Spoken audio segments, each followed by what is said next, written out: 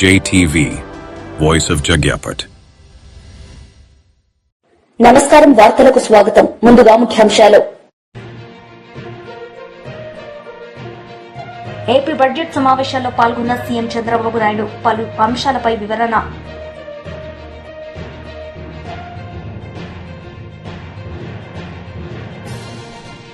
మంత్రి కేటీఆర్ మీడియా సమావేశం, పలు అంశాలపై వివరణ.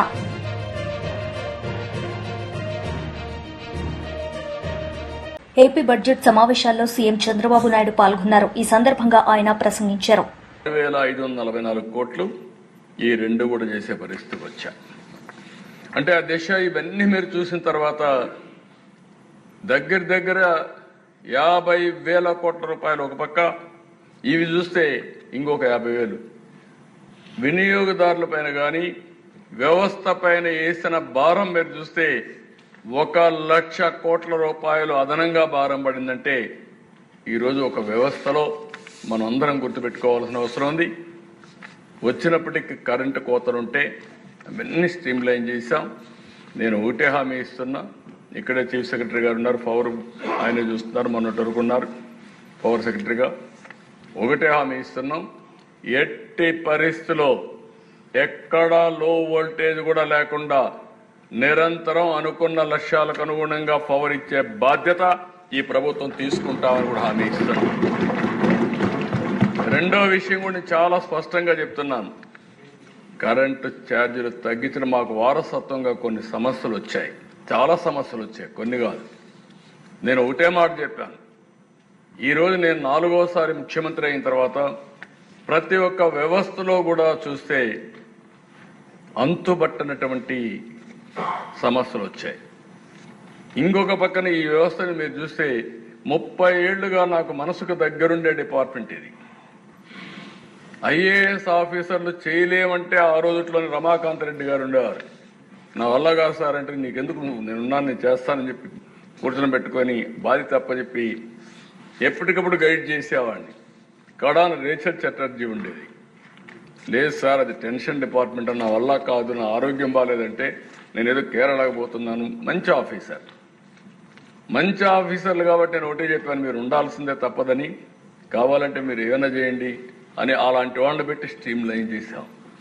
అలాంటిది మీరు చూస్తే అధ్యక్ష, నిన్న కూడా పవర్ సప్లై అగ్రిమెంట్లు సెక్కీతో చేసింది, ఇవన్నీ ఒక భారం అయిపోయే పరిస్థితికి వచ్చింది. కానీ సావరిన్ పవర్స్ సంతకాలు పెట్టిన తర్వాత పెనాల్టీస్ ఉంటాయి, అన్ని మళ్ళీ క్రెడిబిలిటీ ఉంటుంది, విశ్వసనీయత ఉంటుంది. ఈ సమస్యలతో సతమతమయ్యే పరిస్థితికి వచ్చాం.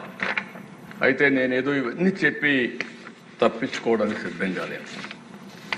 ఎట్టి పరిస్థితుల్లో ఈ రాష్ట్రాన్ని మళ్ళీ అన్ని అవకాశాలు అందిపుచ్చుకొని ఏం చేయాలనో అవి చేయడానికి ఎన్డీఏ ప్రభుత్వం సిద్ధంగా ఈ రాష్ట్రంలో ఉందని మరొక్కసారి హామీ ఇస్తున్నాను.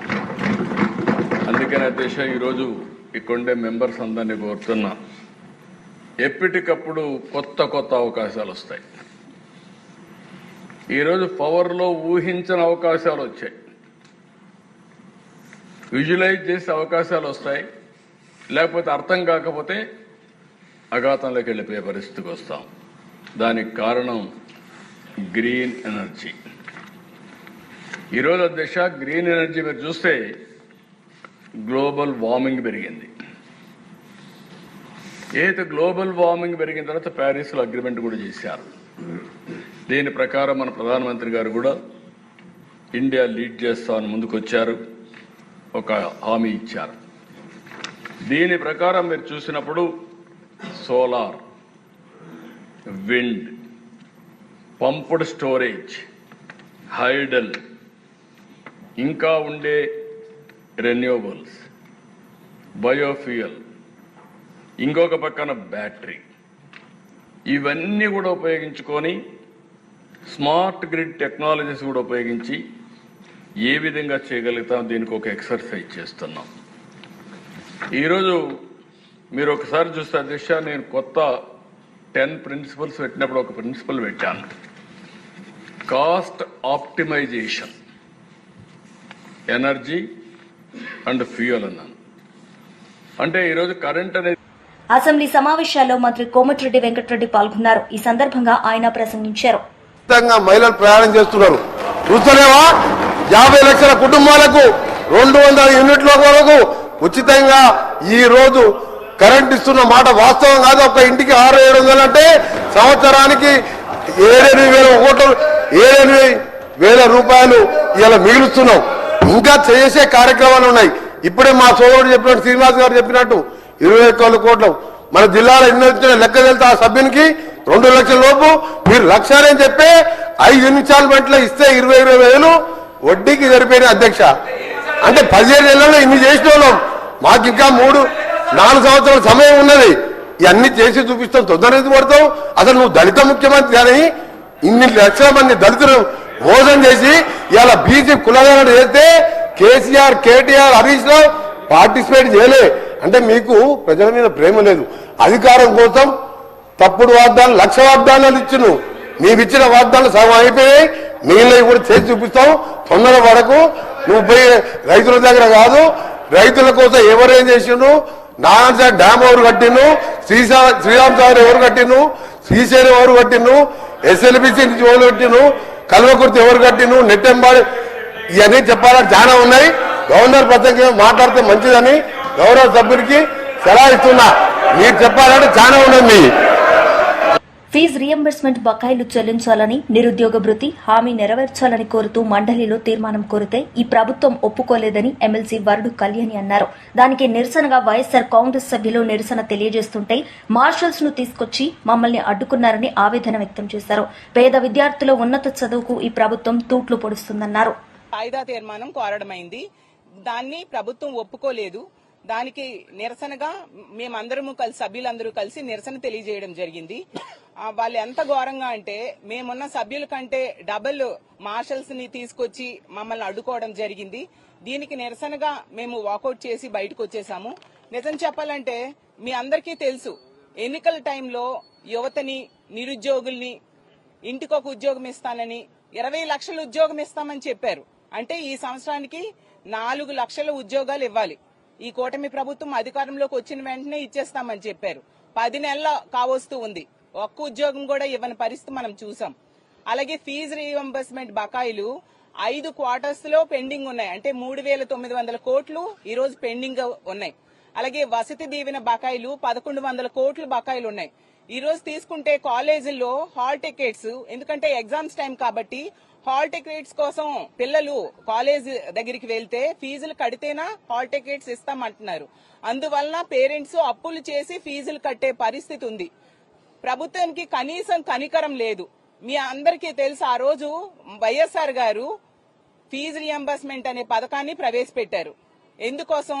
పేదవాడికే పరిమితమైన, పెద్ద ధనవంతులకే పరిమితమైన ఈ ఉన్నత విద్య అనేది పేదవాడిలో అర్హత ఉన్న ప్రతి ఒక్క పేదవాడికి కూడా చదువు, ఉన్నత చదువులు ఇవ్వాలి అని చెప్పి ఆ రోజు ఫీజు రియంబర్స్మెంట్ పథకాన్ని ప్రవేశపెడితే దాన్ని గత 5 ఏళ్లు కూడా జగన్మోహన్ రెడ్డి గారు ఎంతో చక్కగా అమలు చేస్తూ ఉండే పరిస్థితి మనందరము చూసాం. 93% విద్యార్థులు అందులో లబ్దిదారులు అయ్యేట్టుగా 100% ఫీజు రియంబర్స్మెంట్ జగనన్న తన 5 ఏళ్ల పాలనలో చేయడం జరిగింది. అంత చక్కగా పేద విద్యార్థులు ఉన్నత చదువు చదవడం కోసం జగన్మోహన్ రెడ్డి గారు ఎంతగానో కృషి చేస్తే ఈ రోజు పేద విద్యార్థులు ఉన్నత చదువుకు ఈ కూటమి ప్రభుత్వం తూట్లు పొడిచే పరిస్థితి మనందరం చూస్తూ ఉన్నాము. దీనికి నిరసనగా మా వైఎస్ఆర్ కాంగ్రెస్ పార్టీ ఆధ్వర్యంలో రాష్ట్ర వ్యాప్తంగా నిరసనలు తెలియజేస్తూ ఉన్నాము. అలాగే నిరుద్యోగుల పరిస్థితి ఎంత దారుణంగా ఉందంటే ఈ రాష్ట్రంలో వాళ్ళ చెప్పులతో వాళ్లే కొట్టుకుంటూ ఎందుకు ఈ కూటమికి ఓటేసామా అని బాధపడుతూ ఉండే పరిస్థితి ఈ రోజు ఉంది. 4 లక్షల ఉద్యోగాలు ఎక్కడిచ్చారు? ఒక్కరికైనా ఇచ్చారా? అలాంటప్పుడు నిరుద్యోగ భృతి అయినా 3,000 రూపాయల చొప్పున ఇవ్వాలి కదా, అది కూడా ఇవ్వని పరిస్థితి. మరి 1,35,000. మాజీ మంత్రి కేటీఆర్ మీడియా సమావేశం నిర్వహించారు. ఈ సందర్భంగా పలు అంశాలపై ఆయన మాట్లాడారు. పాటు రాజ్యసభ సభ్యులు గౌరవనీయులు శ్రీ ఇల్లంగో గారు, అదేవిధంగా విజయన్ గారు, వారి ప్రత్యేక ప్రతినిధి ఢిల్లీలో మరి బీఆర్ఎస్ పార్టీ కూడా ఈ అఖిలపక్ష సమావేశంలో 22 తారీఖు నాడు, 22 మార్చి నాడు చెన్నైలో స్టాలిన్ గారి ఆధ్వర్యంలో, తమిళనాడు ముఖ్యమంత్రి గారి ఆధ్వర్యంలో ఏదైతే జరుగుతూ ఉందో డీలిమిటేషన్ మీద మరి అందరం కూడా ఐక్యంగా పోరాడాల్సిన సందర్భం ఇది. ఎందుకంటే మరి తెలంగాణనే కాదు, తమిళనాడు మాత్రమే కాదు, కేరళ, కర్ణాటక, అదేవిధంగా దక్షిణాదిలోని ఆంధ్రప్రదేశ్ అన్ని రాష్ట్రాలకు సంబంధించిన ప్రాతినిధ్యం తగ్గే అవకాశం ఉందనే వార్తలు వస్తున్న నేపథ్యంలో సమిష్టిగా పోరాడినట్టయితే తప్పకుండా దక్షిణాది రాష్ట్రాలకు న్యాయం జరుగుతుంది అనే వారి వాదన వారు వినిపిస్తా ఉన్నారు. ఈ విషయంలో మా పార్టీ తరఫున కూడా మొదటి నుంచి మేము చెప్తా ఉన్నాం. ఒకనాడు 1970-80 దశకంలో ఏదైతే కుటుంబ నియంత్రణ భారత ప్రభుత్వం ఆనాడు దేశమందరికీ కూడా చెప్పిందో, మరి ఫ్యామిలీ ప్లానింగ్ ని బాగా అమలు చేసిన దక్షిణాది రాష్ట్రాలు ఇవాళ జనాభాను నియంత్రించగలిగాయి. దానివల్ల ఈరోజు కొత్తగా వచ్చిన సెన్సస్ ప్రకారం మేము పార్లమెంట్ సీట్లను సంఖ్యను నిర్ణయిస్తాము అంటే ఇది ఖచ్చితంగా తెలంగాణ కానీ తమిళనాడు కానీ అన్ని దక్షిణాది రాష్ట్రాలకు అన్యాయం జరుగుతుంది, దీనివల్ల మన ప్రాతినిధ్యం తగ్గుతుంది అనే బాధ, ఆవేదన అందరిలో కూడా ఉంది. అందుకే ఈ విషయంలో మా పార్టీ కూడా తప్పకుండా అఖిలపక్ష సమావేశంలో mister Stalin, our party also feels that the south of India, which has done exceedingly well in family planning control, cannot be penalized, cannot be punished for implementing Government of India's recommendations in 1970s and 80s. So therefore we have discussed all kinds of possible solutions. Now we can collectively exert pressure on union government, and we will certainly participate in the meeting on 22nd, and we'll certainly elaborate more on that day. Thank you very much. And I also have my senior colleagues are leader of opposition in the council, and former ministers and my colleagues in legislature. We have all warmly welcomed Mr. Nehru and his colleagues, and we look forward to meeting and all honourable MPs, Rajya Sabha members also are here. I thank them also, and we look forward to the meeting on 22nd in Chennai.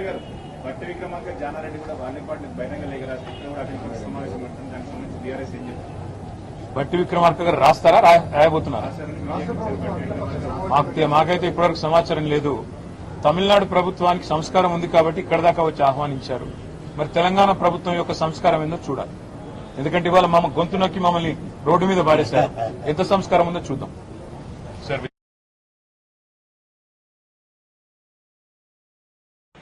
AP budget సమావేశాల్లో మంత్రి నారా లోకేష్ పాల్గొన్నారు. ఈ సందర్భంగా ఆయన ప్రసంగించారు. Chairman Prasad Reddy మరియు ఇతరులపై ఆరోపణలు ఉన్నాయి. విచారణ ఫలితాల ఆధారంగా తగిన చర్యలు తీసుకుంటాం. పల్లా శ్రీనివాసరావు. ధన్యవాదాలు అధ్యక్ష. సంతోషం అధ్యక్ష. మంత్రి గారు ఇర్రెగ్యులారిటీస్ జరిగేవని ఆంధ్ర యూనివర్సిటీలో వారు ఒప్పుకోవడం జరిగింది. అయితే మేము కోరేది ఏంటంటే గత సెషన్లో కూడా ఆంధ్ర యూనివర్సిటీకి సంబంధించి అప్పుడున్నటువంటి 2019-24 మధ్యన ఆంధ్ర యూనివర్సిటీ వైస్ ఛాన్సలర్గా ఉన్నటువంటి ఈ ప్రొఫెసర్ పివిజిడి ప్రసాద్ రెడ్డి పైన చర్యలు తీసుకోమని చెప్పేసి ఆ రోజు కూడా మేమంతా వారికి విన్నపించడం జరిగింది. కానీ ఇంతవరకు కూడా వారి మీద ఎటువంటి ఎంక్వైరీ చేయకపోవడం మాకు చాలా బాధ కలిగిస్తుందండి. ఇప్పటికైనా సరే ఇర్రెగ్యులారిటీస్ అందులో జరిగినాయని చెప్పారు కనుక త్వరితగతిన థరో ఎంక్వైరీ, వారు చేసినటువంటి నిబంధనలకు వ్యతిరేకంగా ఏవైతే నియామకాలు చేశారో, ఫండ్స్ డైవర్ట్ చేశారో, అలాగే వాళ్ళ ఇష్టానుసారం కొంతమంది కక్ష పూర్తిగా చేశారో, అలాగే ఈ ఆంధ్ర యూనివర్సిటీని పొలిటికల్ ఆఫీస్ కింద మార్చారో దాని మీద తగు చర్యలు తీసుకొని విజిలెన్స్ ఎంక్వైరీ చేసి చర్యలు తీసుకోవాలని చెప్పి తెలియజేస్తున్నా అధ్యక్ష. ఆంధ్ర యూనివర్సిటీ 1926లో స్థాపించబడింది అధ్యక్ష. అంటే రేపు వచ్చే సంవత్సరానికి 100 సంవత్సరాలు పూర్తి కావస్తుంది అధ్యక్ష. దీనికి ఘన చరిత్ర ఉంది అధ్యక్ష ఈ యూనివర్సిటీకి. నేను కూడా పూర్వ విద్యార్థిగా, అలాగే పూర్వ విద్యార్థుల తరఫున నేను మాట్లాడుతున్నాను అధ్యక్ష. ఎందుకు చెప్తానంటే అధ్యక్ష, దీంట్లో గొప్ప వారందరూ కూడా ఆంధ్ర యూనివర్సిటీ వైస్ ఛాన్సలర్ కింద చేశారు అధ్యక్ష. కానీ వారి గొప్పతనాన్ని కాలరాస్తూ ఒక అక్షరాస్యుడు, అంటే జనరల్ గా విద్యావంతులు తయారు చేసేది ఆంధ్ర యూనివర్సిటీ అధ్యక్ష. విద్యావంతులకి వారు చేసేటువంటి పనుల మీద పూర్తి అవగాహన ఉంటుంది. అక్షరాస్యులు కలిగి ఉంటుందంటే వారు స్వప్రయోజనాలే ధ్యేయంగా పెట్టుకుని నడుస్తుంటారు అధ్యక్ష. ఇలాంటి అక్షరాస్యుడిని ప్రసాద్ రెడ్డి అనే ఒక అక్షరాస్యుడిని తీసుకొచ్చి ఆంధ్ర యూనివర్సిటీకి ప్రొఫెసర్ కింద చేసి నాది నిరక్షరాస్యుడు కాదు సార్, అక్షరాస్యుడే. అక్షరాస్యుడికి భావాలు తెలియదు అధ్యక్ష. నిరక్షరాస్యుడు వేరు సార్ అధ్యక్ష. మీరు జ్ఞానం ఉండదు అధ్యక్ష. వాళ్ళు ఏం చేస్తున్నారంటే వాళ్ళకి అవగాహన ఉండదు. కనుక అక్షరాస్యుడు విద్యావంతుడికి చాలా క్లియర్ వ్యత్యాసం ఉంది అధ్యక్ష. వాళ్ళు వేసే ప్రతి విద్యావంతుడు అడుగు వేశాడంటే దాని పరివర్తనాలు ఏంటని తెలుసుకుంటారు. అక్షరాస్యుడు కలిగి ఉంటుందంటే ఆ వచ్చింది అవకాశం అన్న విధంగా పరిగెడతారు అధ్యక్ష. వాళ్ళకి మాజీ మంత్రి బొత్స సత్యనారాయణ మీడియా సమావేశం నిర్వహించారు. ఈ సందర్భంగా పలు అంశాలపై ఆయన మాట్లాడారు. అమలు జరిపేటట్లు చూడండి అని చెప్పి వారికి రికమెండేషన్ ఇచ్చాం. సాక్షాత్తు మీ పత్రికలన్నీ కూడా చూశాయి, టీవీలు అన్నింటిలో కూడా రాశారు. రీసెంట్గా ఈ మధ్య ముఖ్యమంత్రి గారు నెల్లూరు వెళ్ళి గంగాధర్ నెల్లూరులో ఆయన మాట్లాడిన మాటలు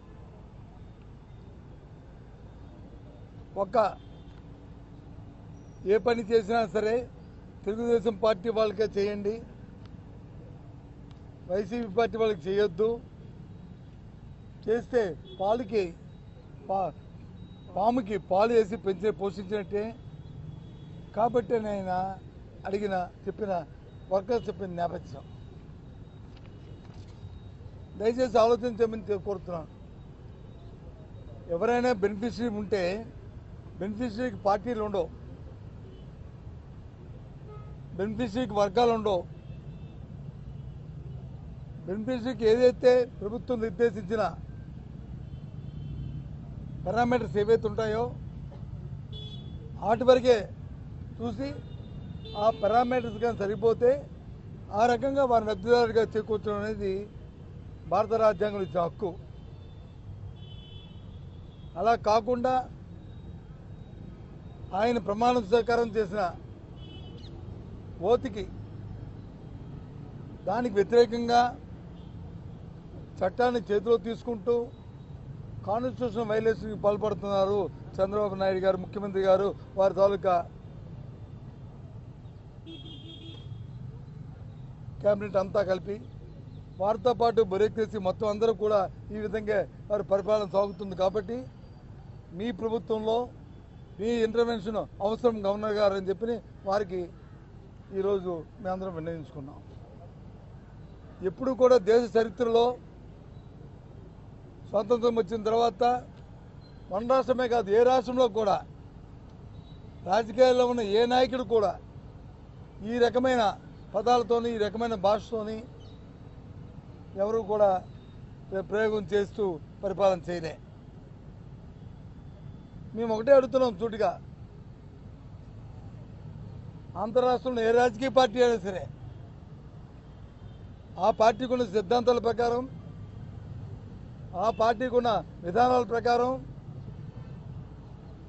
రాష్ట్రంలో ఉన్న 5 కోట్ల మంది ప్రజలకి మేలు జరిగే విధంగా పరిపాలన చేయడం అనేది ఆ పార్టీల తాలూకా లక్ష్యం. అధికార పార్టీ అయితే అది చేస్తారు, అదే ప్రతిపక్షాలు అయితే వాటిని చేయడానికి ప్రయత్నంగా ప్రభుత్వంతో అవి చేయించే ఏర్పాటును చేస్తూ వాళ్ళని ఒత్తిడి తీసుకొస్తూ చేస్తుంటాయి. అంతేగాని ఏ ఒక్కరికో ఏ ఇద్దరికో ఉన్న ఇది ప్రత్యక్షంగా ఉన్న వివాదం కాదు, వ్యక్తిగత వివాదాలు కాదు, ఇది ఆస్తి తగాదాలు కాదు, ఇది వ్యక్తిగతమైన తగాదాలు కాదు. ఇవి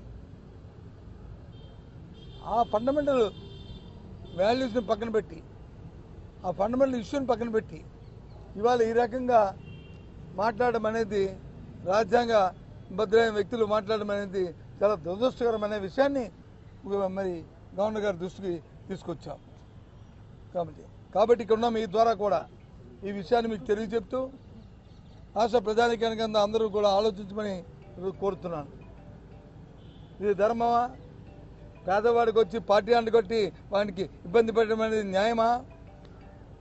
సామాజిక వచ్చి వాడు అవసరం తీర్చడానికి వచ్చి రాజకీయ పార్టీ రంగును పొలవడం అది మంచి పనా? ఇది కాదనే విషయాన్ని మీ ద్వారా చెప్తూ ఏది అయినప్పటికీ ఎన్ని మాటలు చెప్పినా ఎన్ని చెప్పినా మేము ఒక ప్రతిపక్షంగా వైఎస్ఆర్సీ పార్టీ మా ధర్మాన్ని మేము నిర్వర్తిస్తూ ఎన్ని అయినప్పటికీ కూడా మేము పోరాటం చేస్తూ ఈ రాష్ట్రంలో సామాన్య ప్రజల తాలూకా రైతుల తాలూకా రైతు కూలీ తాలూకా మనుగడే ముఖ్యంగా ప్రభుత్వం ఇచ్చిన హామీల్ని ప్రభుత్వం చేస్తున్న హామీల్ని నెరవేర్చే దిశగా వాళ్ళ మీద ఒత్తిడి తీసుకొచ్చి వాళ్ళ మెడలు వంచే కార్యక్రమాలు చేయించడానికి మా ప్రయత్నం చేస్తుంటాం. ఎన్ని ఆహ్వానాలు వచ్చినా ఎన్ని వచ్చినప్పటికీ కూడా మా వంతు మేము నమ్మిన సిద్ధాంతాన్ని నమ్మి మేము ముందుకెళ్తామనే విషయాన్ని కూడా మీ ద్వారా రాష్ట్ర ప్రధానికి తెలియజేస్తాం. ఏందండి అక్రమ కేసుల గురించి ఇంతకుముందే అంతమంది ఇచ్చాం, చూస్తున్నాం. రోజు కూడా అక్రమ కేసులు పెట్టడం, వైసీపీ కార్యకర్తల మీద, నాయకుల మీద, యాక్టివిస్టుల మీద, లేకపోతే జర్నలిస్టుల మీద, సంబంధం లేని పార్టీ లేని జర్నలిస్టుల మీద మీ మీద కూడా కేసులు పెడుతున్న ధైర్యం చూస్తున్నాం. ఈ రకంగా చట్టాన్ని చేతిలో తీసుకుని పోలీసు వ్యవస్థతో ఏ విధంగా జూమ్ చేసి చూస్తున్నాం. ఆ విషయాన్ని కూడా గవర్నర్ గారి దృష్టికి తీసుకొచ్చాం. వార్తలు ముగించే ముందు ముఖ్యాంశాలు మరోసారి. ఏపీ బడ్జెట్ సమావేశాల్లో పాల్గొన్న సీఎం చంద్రబాబు నాయుడు పలు అంశాలపై వివరణ.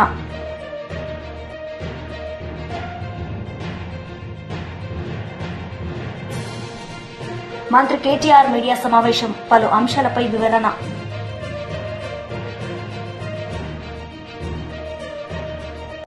ఈ వార్తలు ఇంతటితో సమాప్తం. తిరిగి ప్రసారమయ్యే వార్తల్లో మళ్లీ కలుద్దాం. అంతవరకు సెలవు. నమస్తే.